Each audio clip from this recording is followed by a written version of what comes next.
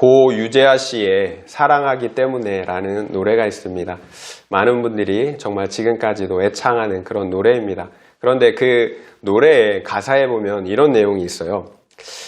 다시 돌아온 그대 위에 내 모든 것을 드릴 테요. 우리 이대로 영원히 헤어지지 않으리. 나 오직 그대만을 사랑하기 때문에 내 모든 것을 드리겠다라는 거예요. 또 사랑하기 때문에 내가 영원토록 너와 함께 하겠다라는 거예요. 그러고 보면 사랑이 참 위대해 보여요. 그런데 이런 사랑이 실제로 존재하느냐라는 거예요.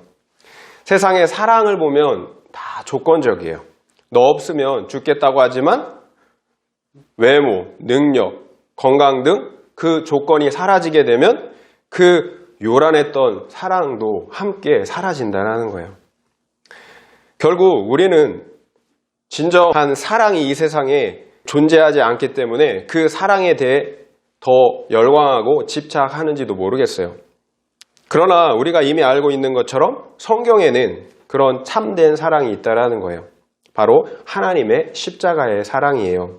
그래서 저는 오늘 본문에 등장하는 야곱의 사랑과 결혼 이야기를 통해서 그 하나님의 사랑을 다시 한번 살펴보면서 은혜를 나누기를 원하는 것입니다. 형 에서에게서 장자의 축복을 속여 빼앗은 야곱은 그 대가로 자신을 죽이려는 에서를 피해서 어머니의 고향 하란으로 도망가야 했어요.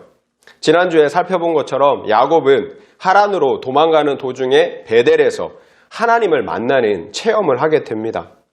하나님을 만난 이후에 절망적이었던 야곱의 발걸음은 한결 가벼워졌을 거예요. 마침내 야곱은 외삼촌 라반이 살고 있는 닷담 아람의 하란에 도착하게 돼요. 가나안 부엘세바에서 하란까지는 약 900km의 거리예요. 그러니까 서울에서 부산까지를 왕복하는 거리라는 거예요. 거기를 이제 걸어간 거예요. 야곱은 한 우물이 있는 곳에 도착을 하게 돼요. 그런데 때마침 거기서 외삼촌 라반의 둘째 딸 라헬이 양에게 물을 마시기 위해 다가오고 있었던 거예요.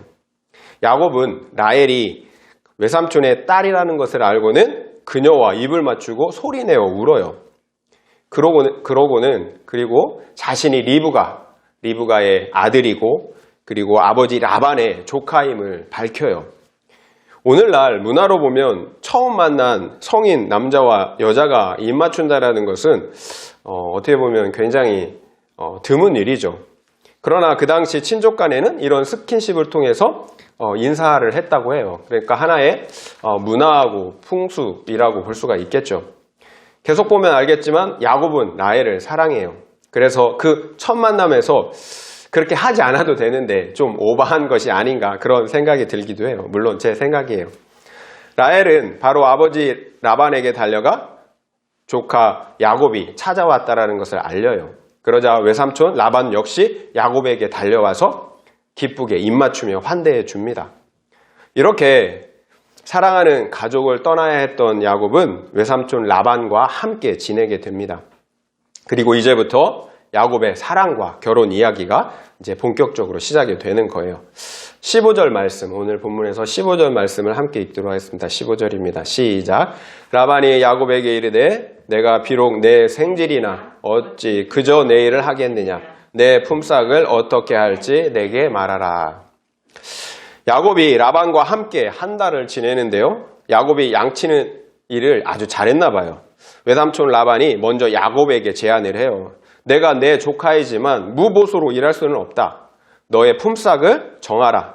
오늘날로 치면 노동계약을 맺자라는 거죠. 18절, 19절입니다. 18절, 19절. 시작. 야곱이 라헬을 더 사랑함으로 대답하되 내가 외삼촌의 작은 딸 라헬을 위하여 외삼촌에게 7년을 섬기리이다. 라반이 이르되 그를 내게 주는 것이 타인에게 주는 것보다 나으니 나와 함께 있으라. 야곱은 품삯으로 돈을 원하지 않아요. 작은 딸 라헬과 결혼하겠다라는 거예요. 큰딸 레아도 있었지만 야곱은 작은 딸 라헬을 더 사랑했기 때문이에요. 그래서 야곱은 라헬을 위하여 7년을 섬기겠다라고 합니다. 라반은 일 잘하는 야곱이 마음에 들었나 봐요. 딸을 내게 주는 것이 다른 타인에게 주는 것보다 낫다라고 대답을 해요. 이렇게 야곱은 라반의 양을 치게 됩니다. 20절입니다. 20절. 시작. 야곱이 라헬을 위하여 7년 동안 라반을 섬겼으나 그를 사랑하는 까닭에 7년을 며칠같이 여겼더라. 야곱은 라헬을 얻기 위해 7년 동안이나 무보수로 일했어요. 그런데 라헬을 사랑하는 까닭에 그 시간을 며칠같이 여겼더라 라고 말하고 있어요. 라헬을 사랑하는 까닭에 그 시간을 며칠같이 여겼더라. 목자로 양을 친다라는 것은 결코 쉬운 일이 아니에요. 추운 겨울과 뜨거운 여름, 사시사철, 외부에서 험한 산과 들에서 양과 동고동락을 해야 하는 일이에요. 때로는 사나운 짐승에게 생명의 위협을 받아야 하기도 해요. 그런데 그 힘든 7년의 시간을 어떻게 며칠같이 여길 수 있었을까요? 사랑하기 때문에. 이것이 사랑의 힘이에요. 사랑하기 때문에 그 모든 수고 희생을 며칠같이 여길 수 있었다라는 것입니다. 우리가 사랑하면 어떤 수고와 헌신도 즐겁게 할 수가 있다라는 거예요. 저는 자녀가 없어서 잘은 모르겠지만 자녀 양육 옆에서 지켜만 봐도 보통 어려운 게 아니에요. 온통 아이에게 매달려서 하루를 다 보내야 돼요. 온갖 수고와 재정 지출 등 아이에게 헌신하다 보면 내 삶이 없어지는 거예요. 그래서 우리나라의 출산율이 이렇게 낮은 것이 아닐까.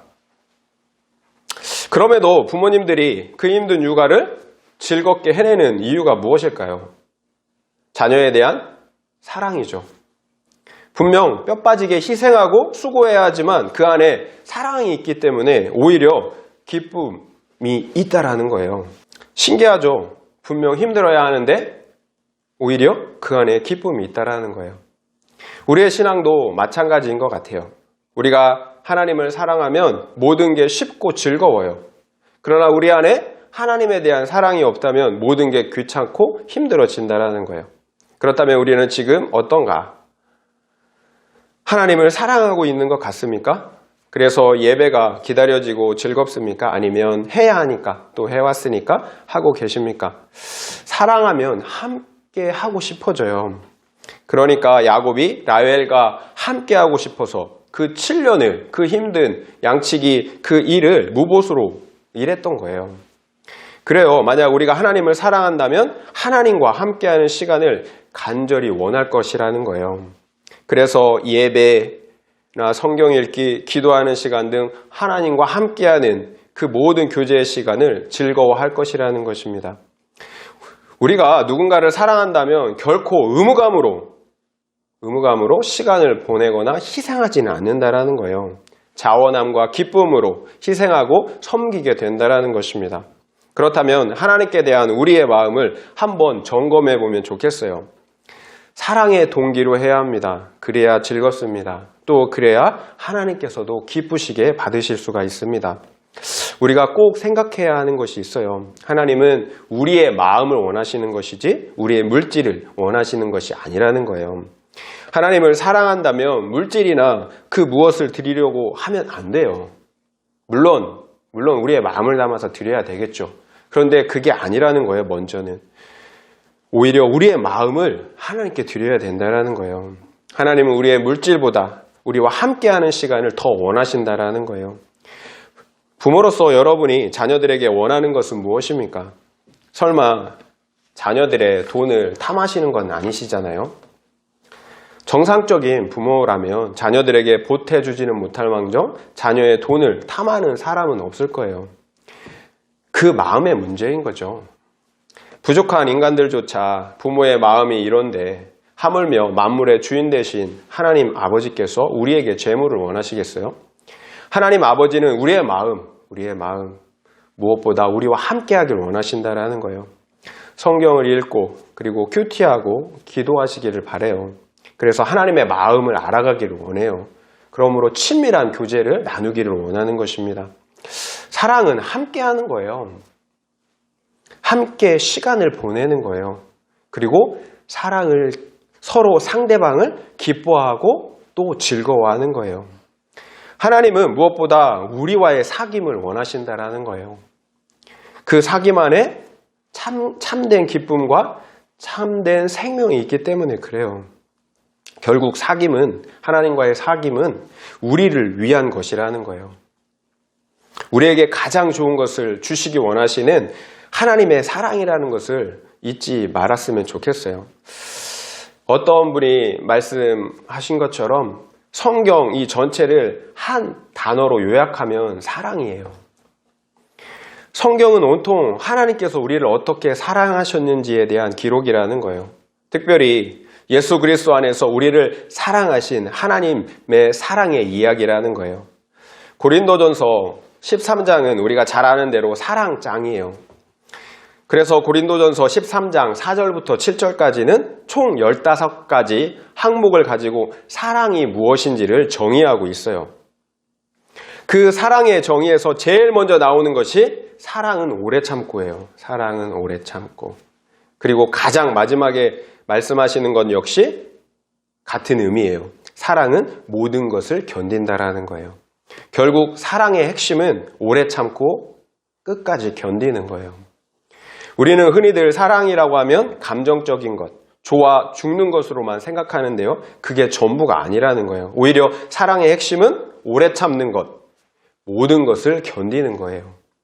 우리가 멸망받지 않은 이유예요. 하나님께서 우리에 대해서 오래 참으셨고 또 지금도 오래 참으시기 때문이라는 거예요. 우리가 잘나서 사는 것이 아니라는 거예요. 하나님께서 우리에 대해서 오래 참으시기 때문에 살 수 있다라는 거예요. 21절 말씀을 함께 읽겠습니다. 21절입니다. 시작. 야곱이 라반에게 이르되 내 기한이 찼으니 내 아내를 내게 주소서 내가 그에게 들어가겠나이다. 아멘. 라반에게 약속한 7년이 다 찼어요. 그래서 야곱은 삼촌 라반에게 라헬을 아내로 달라고 합니다. 그러자 라반은 그곳 사람들을 모아놓고 결혼잔치를 해요. 저녁이 되어 신방을 차리게 되는데요. 그런데 아침에 일어나고 보니까 이게 어찌된 일인가요? 있어야 될 라헬이 없고 신부가 바뀌었어요. 큰딸 레아가 옆에 누워있는 거예요. 첫날 밤을 사랑하는 라헬이 아닌 다른 여자 레아와 함께 치른 거예요. 어떻게 이런 일이 있을 수 있을까요? 맨날 속이기만 했던 야곱이 삼촌 라반에게 속은 거예요. 된통 당한 거예요. 라반이 대답해요. 이 지방 풍속은 언니보다 동생을 먼저 시집 보내는 일이 없다. 그러니 레아와 신방일수 7일을 채워라. 그러면 내가 다시 라헬을 내가 주겠다. 다시 7년을 무인 봉사하라는 거예요. 결국 야곱은 울며 겨자 먹기식으로 라반의 제안을 받아들여요.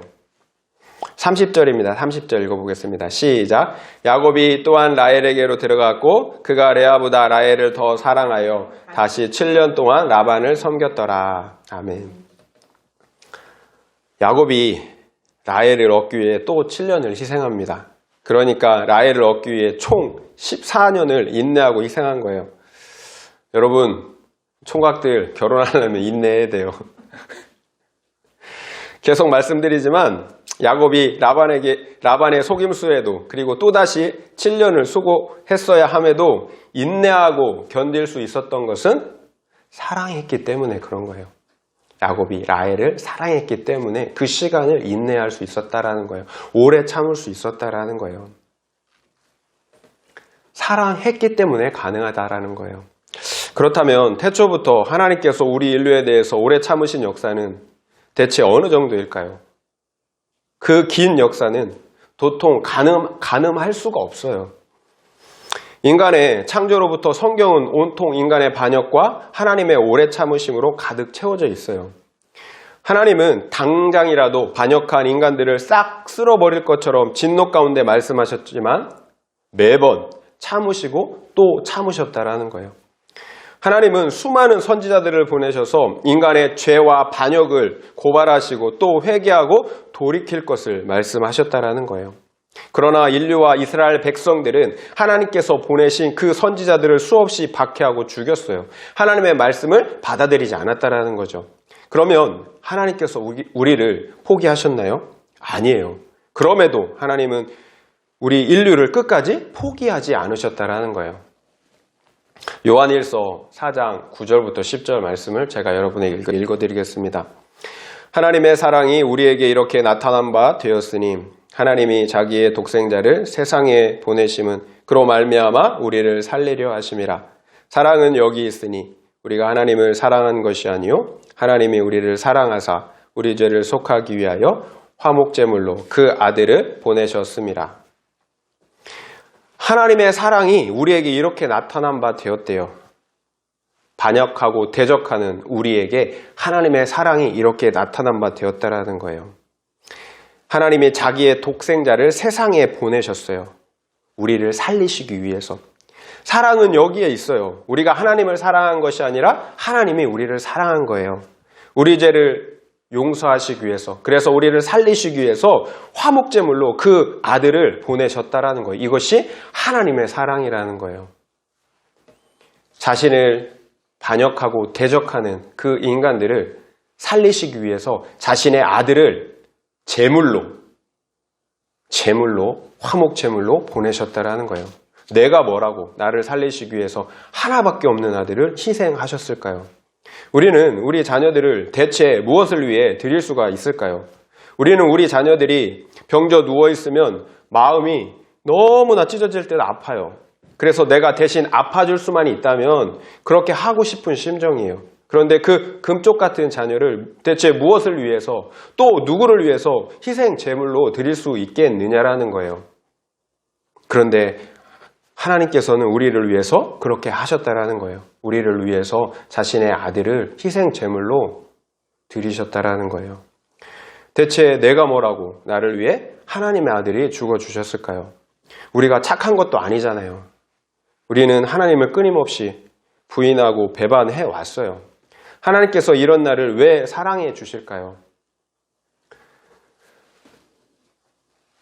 여러분, 이 하나님의 사랑, 이 사실이 믿어지십니까? 솔직히 믿어지시지 않으시죠? 어렵죠? 이것이 평생 우리 신앙의 숙제예요. 하나님의 사랑이 온 마음으로 믿어지지 않는다라는 거예요. 그래서 사실 실감이 나지가 않아요. 나를 위해 십자가를 지시고 희생하신 그 예수님이 도통 믿어지지 않는다라는 거예요. 만약 만물의 창조주 하나님께서 나를 위해 죽어주셨다는 사실이 믿어진다면 어찌 우리가 이렇게 가만히 앉아 있을 수가 있겠어요? 우리 역시 하나님을 위해 나의 삶을 드리겠다고 고백하며 또한 그런 삶을 살고 있지 않겠어요?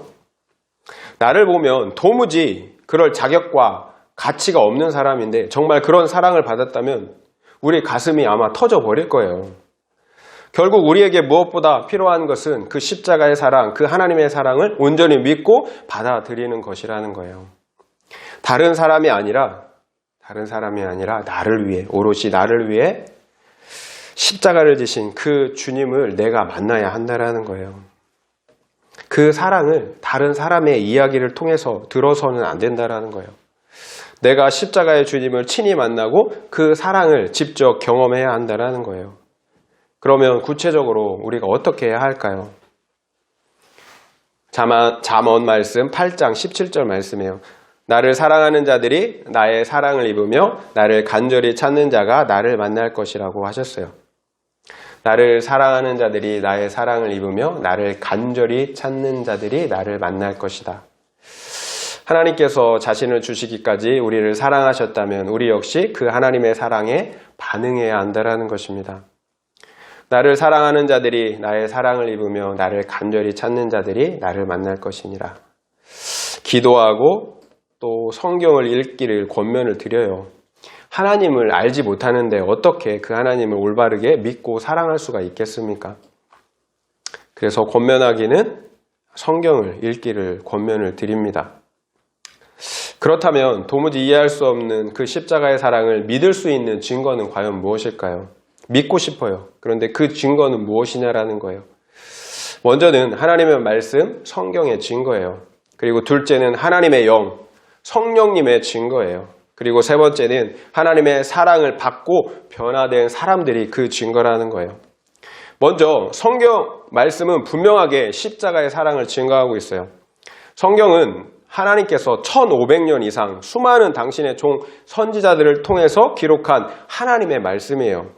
만약 성경이 거짓이라면 하나님의 사랑도 거짓이에요. 그러나 만약 성경이 진실이라면 하나님의 사랑도 진실이라는 거예요. 성경은 1500년 이상 약 40여 명에 의해서 기록되었지만 완전한 통일성을 가지고 있어요. 상호 모순되지 않는다라는 거예요. 만약 사람이 계획하고 기록했다면 1500년 이상 40여 명이 기록한 내용이 그와 같은 통일성을 가질 수 있겠느냐라는 거예요. 결국 성경은 역사적인 사실을 기반으로 하여서 하나님의 영감을 받은 사람들이 하나님께 받아 기록했다라는 거예요. 비록 수많은 사람들을 통해서 기록했지만 한 분 하나님이 참되신 저자라는 거예요. 고서 검증법이라는 게 있어요. 고서를 검증하는 거예요. 이것이 사실인가 사실이 아닌가. 그 사실을 객관적으로 증명하고 검증하는 방법이에요. 오래된 책 중에 그리스와 트로이와의 전쟁을 다룬 호모의 일리어드라는 책이 있는데요.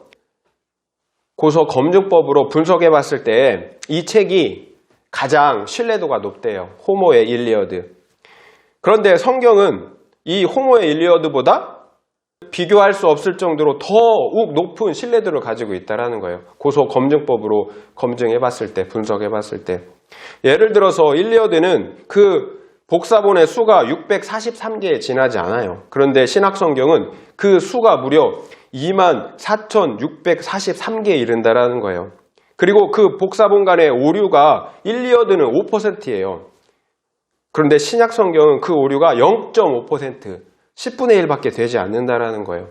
그 많은 숫자가 있음에도 그 오류의 수는 0.5%에 지나지 않는다라는 거예요. 일리어드가 가장 신뢰도가 높아요. 그런데 성경은 그거에 비교할 수 없을 정도로 신뢰도가 높다라는 거예요. 객관적으로. 압도적인 사본의 수, 그리고 그 사본들 간의 오류도 겨우 0.5%밖에 되지 않는다라는 거예요. 그러니까 0.5% 오류는 그냥 성경을 필사하다가 우리가 흔히들 다른 것들을 베껴 쓰다가 나타나는 그런 오류라는 거예요. 성경 내용의 오류가 아니라 그냥 사소한 아가 어가 된다든지 그 정도의 오류밖에 없다라는 거예요. 이처럼 성경은 2000년 동안 그 내용에 대한 변형, 수정이 없었다라는 거예요. 이처럼 1500년 동안 40여 명의 각기 다른 사람들이 기록한 성경 말씀은 세상 학문적인 기준으로 볼 때에도 객관적이라는 거예요. 역사적인 사실이라는 거예요. 그것도 믿을 수 없을 정도로 완벽하다라는 거예요. 이뿐만이 아니에요. 성경 속에 나타난 수많은 사건들이 있잖아요.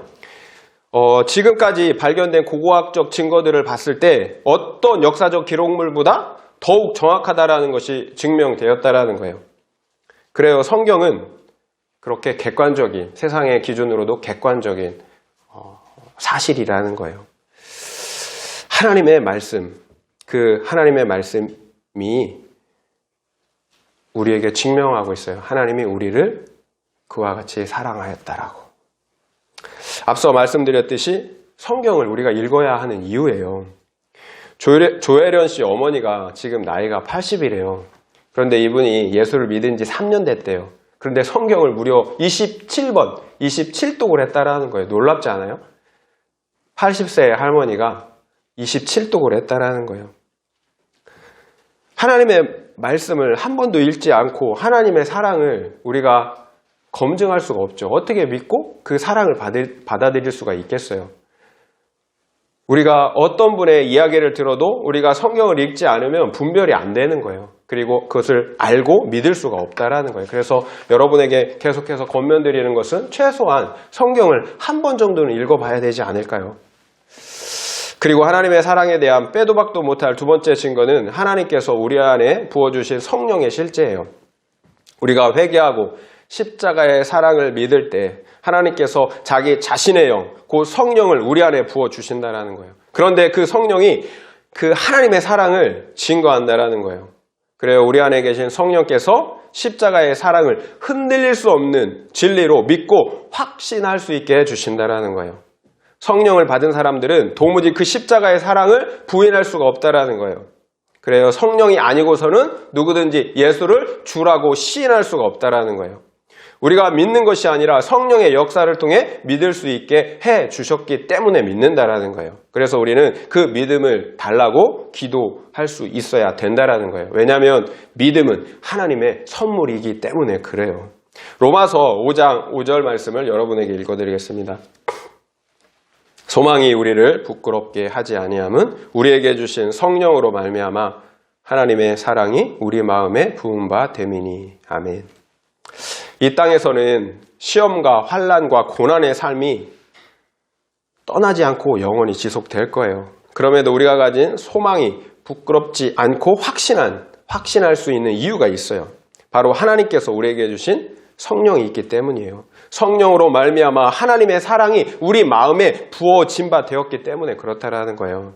성령으로 하나님의 사랑이 우리 안에 부어진 바 되었기 때문에 더 이상 이 땅의 시험과 환난과 고난이 부끄럽지 않다라는 거예요. 사람들은 그렇게 말할 수도 있어요. 예수 믿는데 왜 그렇게 힘들고 빈곤하게 살고 있냐?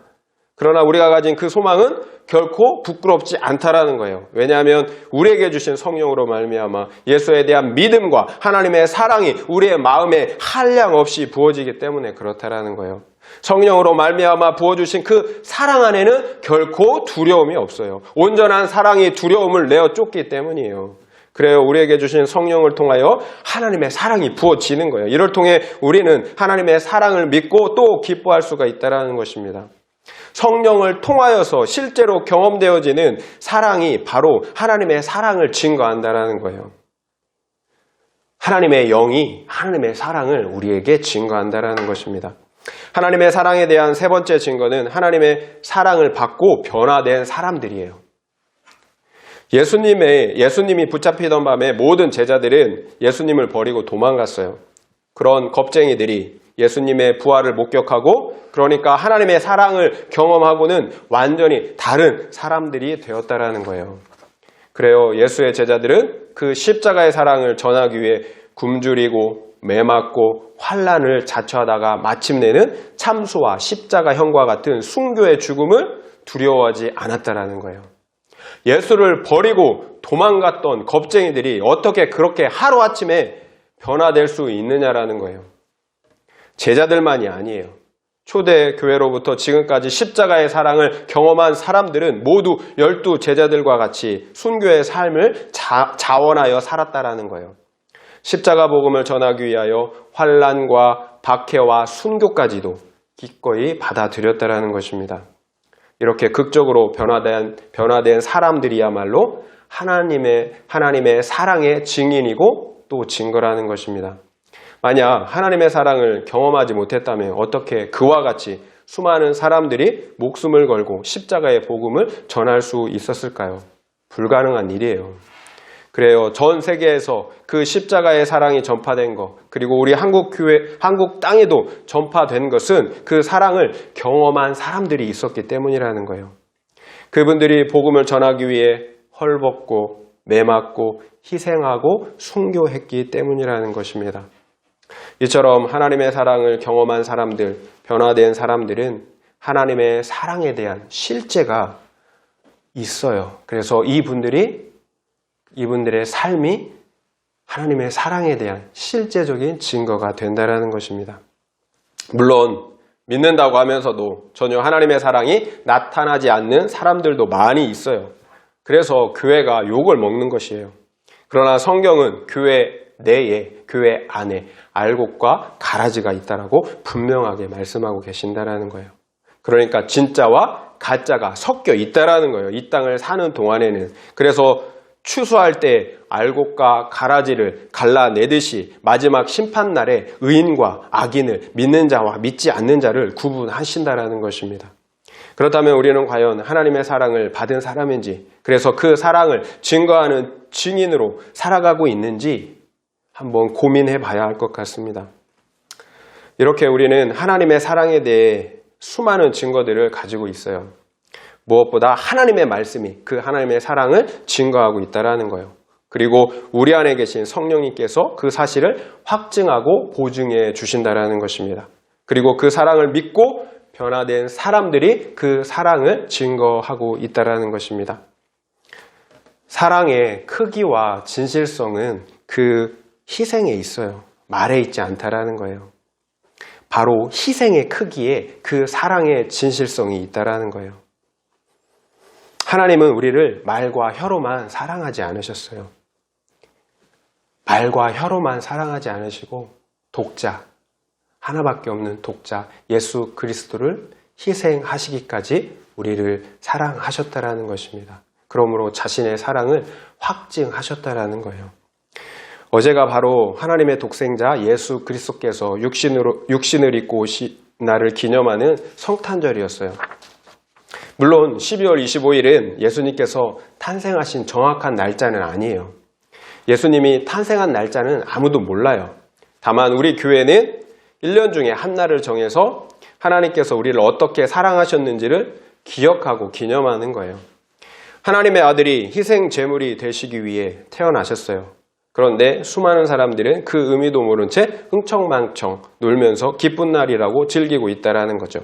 물론 기쁜 날이에요. 죄와 사망의 그늘에 앉아있는 우리를 구원하시기 위해서 구원자가 오신 날이니까 기쁜 날이 맞아요. 그러나 흥청망청 유의를 즐기고 노는 날은 아니라는 거죠. 우리 믿는 사람들만큼은 이 성탄절의 의미를 잘 알고 기념하면 좋겠습니다. 우리가 하나 생각하고 싶은 게 있는데요. 야곱이 라헬을 사랑한 그 사랑을 영혼 구원의 관점으로 한번 생각해 보면 좋겠다라는 생각이 들어요. 야곱은 라헬을 사랑했어요.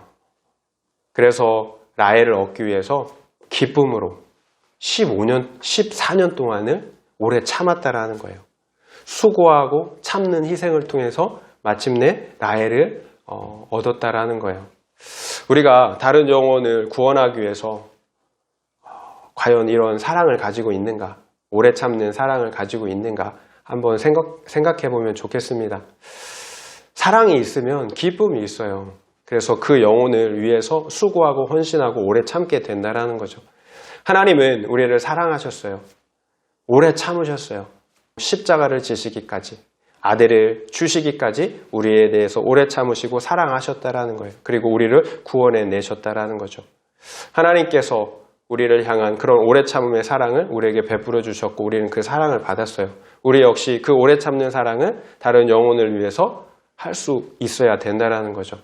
그래서 우리가 먼저 하나님의 그 사랑, 십자가의 사랑을 우리가 믿고 우리가 경험하고 누려야 된다라는 거예요. 그 사랑이 없이는 다른 영혼들을 사랑할 수가 없다라는 거예요. 제 말씀의 요지는 우리가 과연 믿지 않는 그 사람들을 오래 참는 사랑으로, 십자가의 사랑으로 사랑하고 있는가, 이런 생각을 한번 해보자라는 거예요. 결국 우리가 그 사랑을 받지 않으면 이 사랑을 할 수가 없겠죠. 말씀을 마무리하겠습니다. 야곱은 형 에서를 피해 하란에 있는 외삼촌 라반의 집에서 생활하게 되었습니다. 그런데 그곳에서 야곱은 라헬을 사랑하게 됩니다. 결국 야곱은 라헬을 아내로 맞아들이기 위해 7년, 또 속아서 7년, 총 14년을 봉사하게 됩니다. 야곱은 라헬을 사랑했기 때문에 그 7년을 며칠처럼, 수일처럼 여길 수 있었습니다. 그리고 삼촌에게 속았음에도 또다시 7년을 참고 인내하는 시간을 견뎌낼 수 있었습니다. 그래요. 사랑했기 때문에 야곱 안에 기쁨이 있었고 또 오래 참고 인내할 수 있었다는 것입니다. 비록 속이고 사기치는 야곱이었지만 순수하게 사랑할 수 있는 사람을 만났다라는 거예요. 그래서 사랑함으로 기쁨을 누릴 수 있는 시간을 가졌고요. 또 오래 참을 수 있는 그런 기회를 가지게 되었다라는 것입니다. 그렇다면 야곱은 이 속고 인내하는 시간들을 통해서 도대체 무엇을 깨달았을까요? 야곱은 이 시간들을 통해서 전혀 하나님의 백성 같지 않은 자신을, 사기꾼인 자신을 맹목적으로 오래 참고 또 사랑하시는 하나님의 사랑을 깨닫게 되었을 거예요. 로마서 5장 8절 말씀입니다. 우리가 아직 죄인 되었을 때에 그리스도께서 우리를 위하여 죽으심으로 하나님께서 우리에 대한 자기의 사랑을 확증하셨느니라. 우리가 아직 죄인 되었을 때에 그리스도께서 우리를 위하여 죽으심으로 하나님께서 우리에 대한 자기의 사랑을 확증하셨느니라. 우리가 아직 죄인 되었을 때, 우리가 사기꾼 같은 야곱과 같은 모습일 때에 그리스도께서 우리를 위해서 죽으심으로 하나님께서 우리에 대한 자기의 사랑을 확증하셨다라는 거예요. 우리를 살리시기 위해서, 창조주 하나님께서 나를 살리시기 위해서, 나와 영원히 함께 하시기 위해서 자신의 전부를 주셨다라는 거예요. 우리를 살리시기 위해서, 우리와 영원히 함께 하시기 위해서 자신의 전부를 주셨다라는 것입니다. 왜요? 사랑하기 때문에, 우리를 사랑하기 때문입니다. 그렇다면 이런 하나님의 사랑에 우리가 보일 수 있는 반응은 무엇일까요? 하나님은 우리에게 원하는 것이 있어요. 우리가 그 하나님을 단순히 믿고 받아들이는 거예요. 그 하나님의 사랑을 믿고 받아들이는 거예요. 바로 나의 죄를 인정하고 회개함으로 하나님의 아들 예수 그리스도를 믿고 영접하는 거예요. 그러면 하나님께서 그에 대한 확증으로 자신의 성령을 우리에게 부어주십니다. 자신의 성령을 선물로 우리에게 부어주신다라는 거예요. 바라기는 우리 모두가 그와 같은 하나님의 그 십자가의 사랑을 믿고 확신함으로 세상이 줄 수도 없고 알 수도 없는 그 기쁨을 누리는 우리가 되기를 예수의 이름으로 축원드립니다.